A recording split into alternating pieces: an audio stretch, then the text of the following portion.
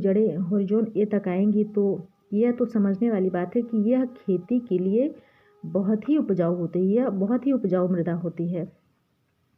अब इसके नीचे आता है कौन सा हॉरिजॉन, हमारा हॉरिजॉन बी। इसे हम सब सॉइल भी कहते हैं। हॉरिजॉन बी की क्या खासियत होती है, तो जो बड़े बड़े पेड़ पौधे होते हैं, जैसे आम का पेड़ हो गया, कटहल का पेड़ हो गया, पीपल का पेड़ हो गया, यानी जिनकी जड़ें ज़्यादा गहराई तक जाती हैं। जब ज़्यादा गहराई पेड़ बड़े हैं तो जड़ें बड़ी होंगी, और इनकी जड़ें कहाँ, हॉरिजॉन बी तक आती हैं।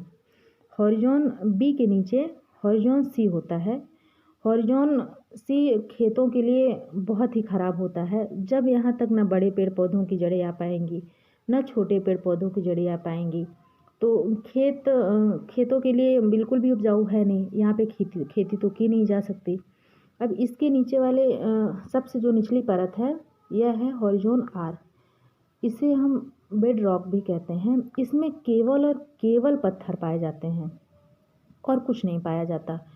तो मृदा की जो सबसे ऊपरी परत है उसको हम क्या कहेंगे, ह्यूमस या हॉरिजॉन ओ, और इसकी जो सबसे नीचे वाली परत है उसको हम हॉरिजॉन आर या बेड रॉक कहते हैं।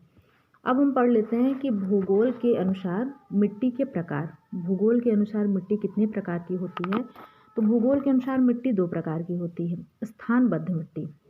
स्थानबद्ध मिट्टी जिससे कि शब्द से ही स्पष्ट है, किसी भी परिभाषा को समझने के लिए अगर हम शब्द की अर्थ को समझ लें तो आधी परिभाषा तो हमें वैसे ही समझ आ जाती है। स्थानबद्ध यानी स्थान से बंधी हुई मिट्टी। स्थान से कोई चीज़ भी स्थान से जब बंधेगा तो ऐसा तो नहीं वो उछलते कूदते या फिर चलते दौड़ते भागते हुए बंधा रहेगा, वो स्थिर रह के बंधेगा ना। तो स्थिर रह के बनना, तो किस स्थान से स्थिर रह के बनना, तो यही बता रहा है।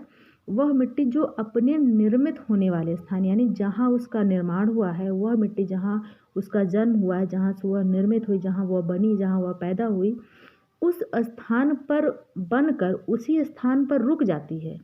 मतलब वह अपना स्थान बदलती नहीं कि बनी है यहाँ तो पहुँच जाए वहाँ। तो ऐसी मिट्टी को हम क्या कहते हैं, स्थानबद्ध मिट्टी कहते हैं। उदाहरण के लिए काली मिट्टी, लाल मिट्टी और लेटराइट मिट्टी। जैसे आप किसी जगह जाके देखिए, जैसे कोई खेत है, अगर उसमें काली मिट्टी है तो ऐसा नहीं होगा कि आप 2 साल बाद जाएंगे तो ये वाली काली मिट्टी उठ के यहाँ आ जाएगी, ऐसा नहीं होता। इसीलिए इसको हम स्थानबद्ध मिट्टी कहते हैं।